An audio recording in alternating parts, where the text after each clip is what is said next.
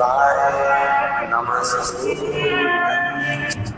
बुधवार की प्रदोष पड़ती है तो शिव रजत भवन में निवास करते हैं। बुधवार की प्रदोष कामना की पूर्ति करते हैं। सब जगह भटक ली है। शिव महापुराण के अंदर लिखा है, श्री शिवाय नमस्तुभ्यम बोलने वाले के मुख का दर्शन कर लो तो 1000 अश्वमेध यज्ञ का फल मिल जाता है। तो श्री शिवाय नमस्तुभ्यम बोलकर जब ये इतने जाते होंगे, इनके चरण की जब धूल उड़ती होगी तो हमारे परिवार का और हमारा कल्याण और गांव का कल्याण तो वैसे ही हो जाए। 4 बजे से 7 बजे तक शिव के भ्रमण का समय बताया शाम को। तो 7 बजे से लेकर फिर रात्रि 9 बजे तक लक्ष्मी और दरिद्रता फिर भ्रमण पर जाती है। इनका एक समय निश्चित है महाराज। भ्रमण कर कर आ जाना। अब इस बीच में जब लक्ष्मी और दरिद्रता दोनों निकल कर जा रही हैं तो दोनों एक भाव रख कर जाती हैं कि आज हमको कहां प्रवेश करना है।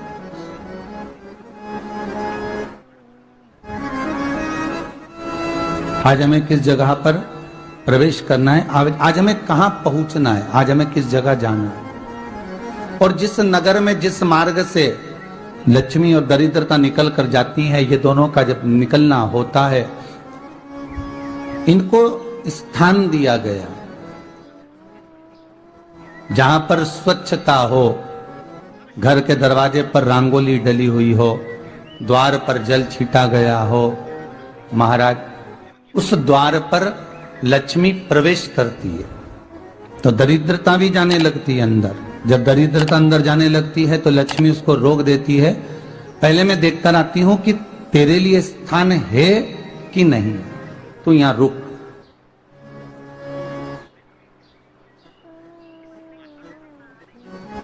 कुछ देर तक दरिद्रता बाहर खड़ी रहती है और लक्ष्मी जी की बड़ी बहन जब दरिद्रता बार बार अंदर जाने का प्रयास करती है तो लक्ष्मी जी कहती हैं, जी तू इतनी बड़ी होकर तुझे मालूम है तू तेरा सम्मान होना चाहिए, आदर होना चाहिए, और तू अंदर चली जाए और कोई तेरा सम्मान ना करे तो कितना बुरा लगेगा, इसलिए तू बाहर खड़ी है। मैं अभी आई। अंदर जाती है और जब लक्ष्मी जी भ्रमण कर लेती हैं, अंदर प्रवेश कर कर आती हैं और प्रवेश कर कर आती हैं तो दरिद्रता पूछती है, चले अंदर? तो लक्ष्मी जी कहती हैं, तुझे मालूम नहीं है क्या जीजी कि जिस घर में मैं प्रवेश कर जाती हूं उस घर में फिर दरिद्रता नहीं जा सकती, क्योंकि ये तेरा वचन था, ये तेरा वचन था। अपन दोनों का जब मंगल विवाह हुआ था, मेरा विवाह जब नारायण के साथ में हुआ और तुम्हारा विवाह जब दुस्साह मुनि के साथ हुआ, दरिद्रता का विवाह दुस्साह मुनि के साथ हुआ। जब अपना दोनों का विवाह हुआ था तो अपन दोनों ने एक वादा करा था कि जिस घर में लक्ष्मी प्रवेश कर जाएगी उस दिन फिर दरिद्रता नहीं जाएगी, और जिस घर में दरिद्रता प्रवेश कर जाएगी उस घर में फिर लक्ष्मी नहीं जाएगी।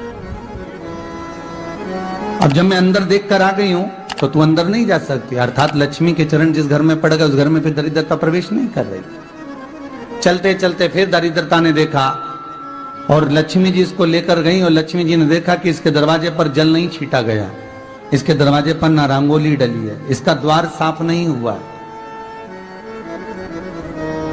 इसके द्वार पर दीप नहीं है, इसके द्वार पर कलश नहीं है, इसके दरवाजे पर ढेर सारा कचरा पड़ा हुआ है, कोई स्वान कोई कुत्ता गंदगी भी कर कर चला गया है, कहीं बिल्ली ने गंदगी कर रखी है, कहीं जीवों ने कुछ गंदा गिरा रखा है।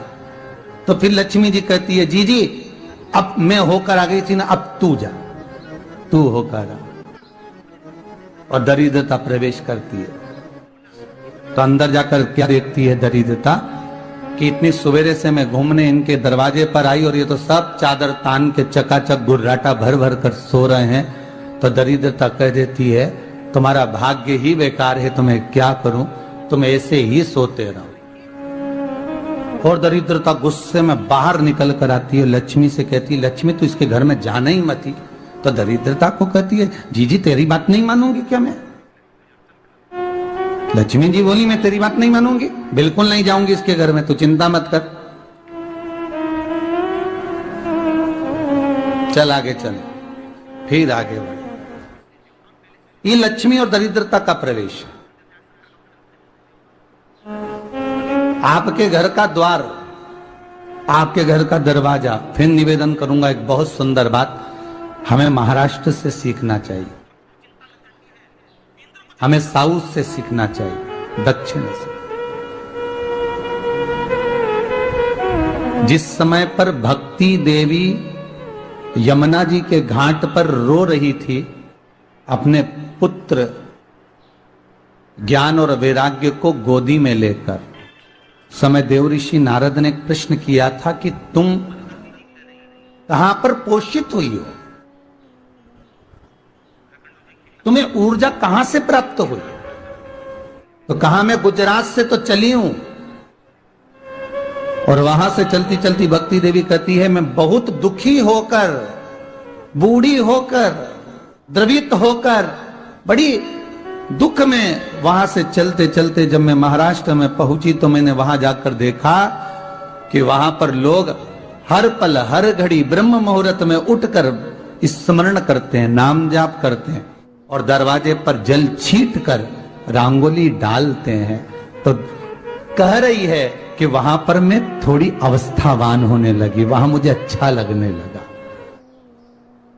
फिर जब मैं और आगे पढ़ी, दक्षिण में जब पहुंची, वहां पर जाकर मैंने देखा कि सुबह से उठकर मंगलाचरण, मंगला स्तोत्र और वेदों की ध्वनि होने लगी।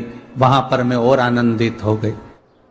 हमें कुछ चीजें महाराष्ट्र से सीखना चाहिए कि वहां रहने वाले जो भगत हैं, वारकरी संप्रदाय के जो भक्त होते हैं, वैष्णव जो धर्म के भक्त होते हैं, उनका नियम है सवेरे के समय घर में पानी है कि नहीं है, पर जब भी वो घर का दरवाजे के बाहर थोड़ा ना थोड़ा पानी तो छींट ही देते हैं। और छींटने के बाद फिर वहां पर अपने यहाँ तो दिवाली पर रंगोली बनती है जी, और वहां पर रोज की रंगोली बन जाती है कि कभी हो सकता है परमात्मा राह भूल कर हमारे घर में प्रवेश कर जाए, इसलिए वहां प्रतिदिन की रंगोली, प्रतिदिन।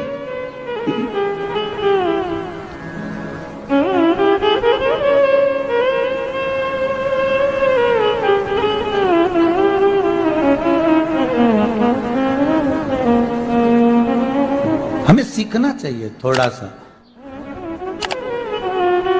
आज के जमाने में तो बहू अपने कमरे की झाड़ू लगा ले, वो भी बहुत बड़ी बात है हो।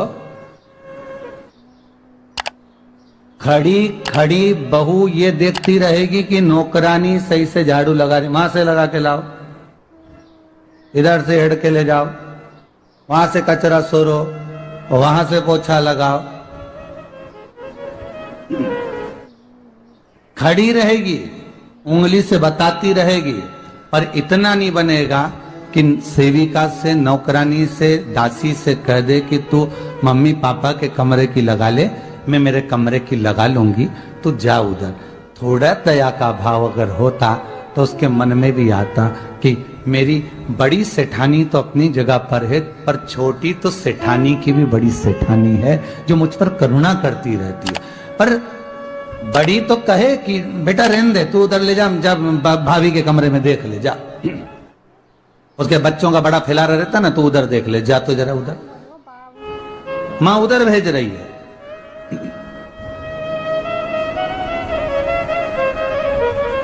थोड़ा सेवा का भाव हमारे भीतर हो।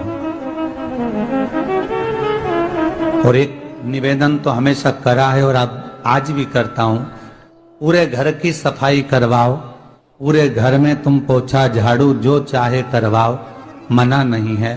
पर एक निवेदन है, रसोई घर के अंदर बहू और बेटी ही जाकर भोजन बनाए तो अन्नपूर्णा सदा कृपा करती है महाराज। बहू और बेटी ही।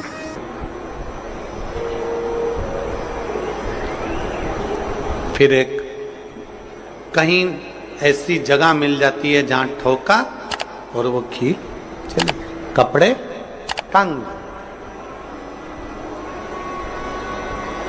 बार बार प्रयास करा, हिम्मत नहीं आ रही। आपने कहा कि कपड़े तो टांगना है, कील तो ठोकना पड़ेगा। जैसे कील को बार बार ठोका गया, कपड़ा टांगने के लिए एक जगह नहीं लगी, दूसरी जगह नहीं लगी, तीसरी जगह नहीं लगी, चौथी जगह